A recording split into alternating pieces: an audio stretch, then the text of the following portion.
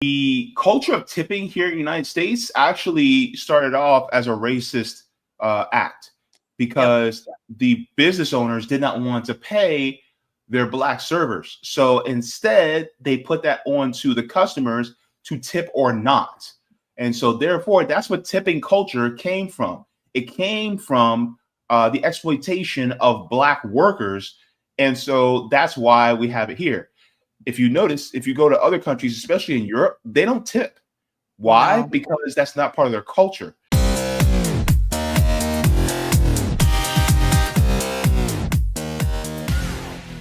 I prefer to support mom and pop businesses. Me too. That's what makes this difficult. So what makes you exclusive? What makes you different? Because if you're taking advantage of black folks in the process of black representation, then you are a wolf in sheep's clothing. So let's go back to 2020. I know some of you all do not want to go back, but we have to talk about 2020 and how we got to where we are now 5 years later. So back in 2020, we had the pandemic and the uprisings. We had the response to Breonna Taylor's unaliving. We had the response to George Floyd, all of the protests. If anything, capitalism is going to offer a solution. And the solution to all of these things was presented, hey, you all need to buy black. You need to open up a bank account at a black business. You need to support black folks, which is a good thing. We should support folks in our community. Keyword community. We need to be investing in people who are invested back into said community. A lot of these things have been presented as community, and they're everything but that. So you saw Uber Eats, DoorDash, and all the other delivery apps promote, hey, support black businesses. And for a lot of quote unquote liberals, this was around the time that Nancy Pelosi was taking the knee, and you had all this performative stuff that was going on with the streets being named Black Lives Matter and all of that. So a lot of liberals, white liberals, were, hey, let's support these black owned businesses, and black liberals as well. Like, hey, let's support. And it wasn't necessarily a bad thing. I thought it was, hey, we're losing a lot of black businesses faster than the other restaurants. Black owned restaurants didn't have the capital to stay afloat compared to their white counterparts. So they suffered. And a lot of those restaurants have not came back. We were losing restaurants before 2020, to be honest. If anything, the pandemic accelerated that. So now we're seeing these black-owned restaurants benefit from the protests and the struggle for equality. And a lot of you all have taken advantage of that. And I want to say that it's not all of you all, it's some of you all. We're seeing the conversation with some folks having issue with black folks boycotting Target. And hey, y'all need to be out here buying books at Target. I need to be able to make my money. These people were never concerned about community. They were never in some called solidarity with everybody else. It was always about the dollar. And it just so happened to be black. And now we're in 2025 and we're seeing time and time again, black-owned restaurants taking advantage of their employees. If we're being honest, all restaurants, for the most part, exploit workers. I mean, all businesses do that to a certain degree. Restaurants in particular, no matter if it's black or white, exploit workers, specifically service workers, by not paying them a wage, a decent wage, or even a livable wage. They are requiring they make money off of tips. And folks understand everybody does not leave a tip. And sometimes it's... First of all, let me cover something really quick. The culture of tipping here in the United States actually started off as a racist act because the business owners did not want to pay their black servers. So instead, they put that on to the customers to tip or not. And so therefore, that's what tipping culture came from. It came from the exploitation of black workers. And so that's why we have it here. If you notice, if you go to other countries, especially in Europe, they don't tip. Why? No. Because that's not part of their culture. They give their servers a livable wage in order to be able to serve. Here, you have to rely on tips, which in itself is racist.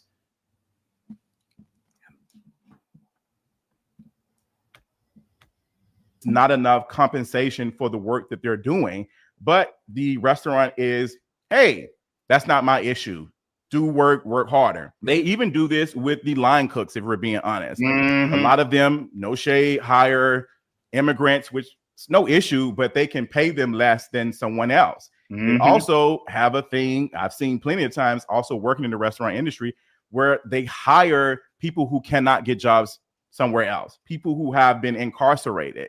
They take advantage of that because they can pay them lower wages compared to somebody else who may be qualified, because you're going to take this because you can't find a job anywhere else. So now Let's get into that really quick, because how many people, especially a lot of black men, were formerly incarcerated, right?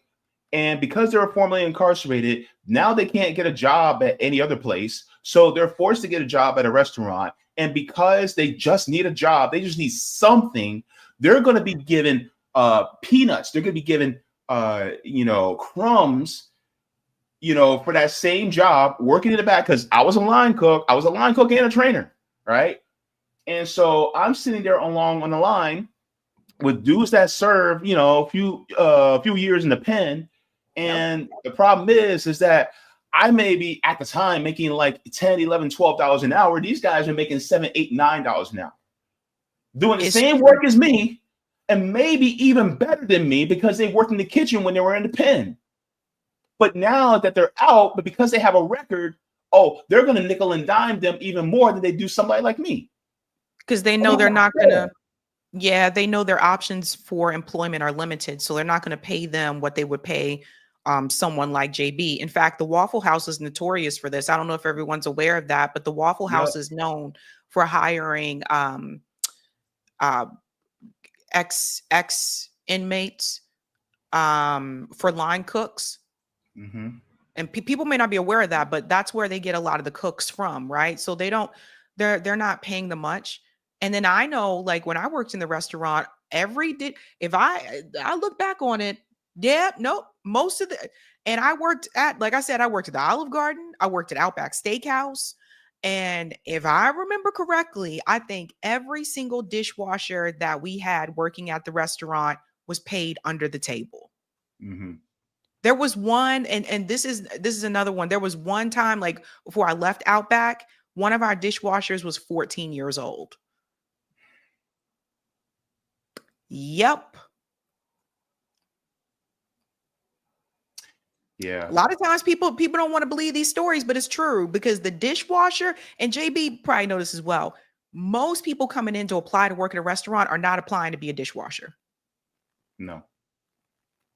And then at one of the last restaurants I worked at, the dishwasher, they were immigrants. Mm-hmm. They were immigrants. Everyone I worked at, every restaurant I worked at. Mm-hmm. Yeah. And of course, I don't know if they were documented or undocumented. It doesn't matter. But the problem is that because they're not from this country, they still get taken advantage of. Even the ones who are documented immigrants, they still get taken advantage of. And that's not fair either. Because the thing is, like, you have a dishwasher at the time making like $7, $8 an hour to be in that hot ass dish room, washing the dishes and having to carry them heavy ass plates, because them plates aren't light, right? No. Pots and pans aren't light.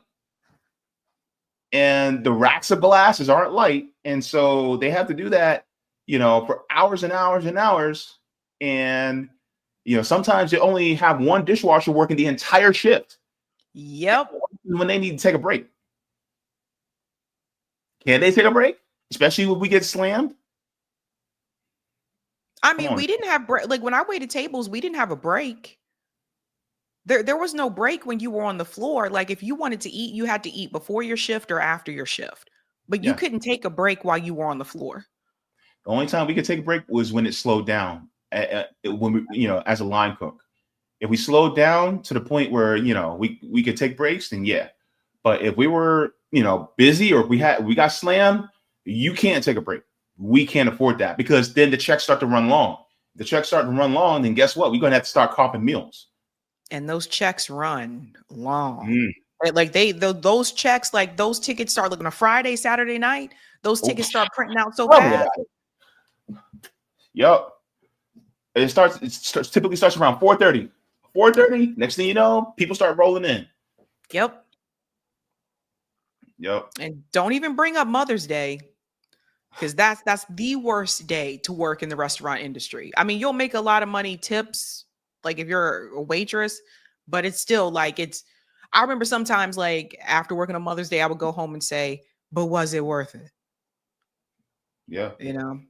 And being a line cook, you don't get extra money. You just have to work longer. You may work longer hours, or you'll work the same 8 hours and make the same amount of money that you did the other day, but you worked your behind off. Yep. And it's like, was it worth it?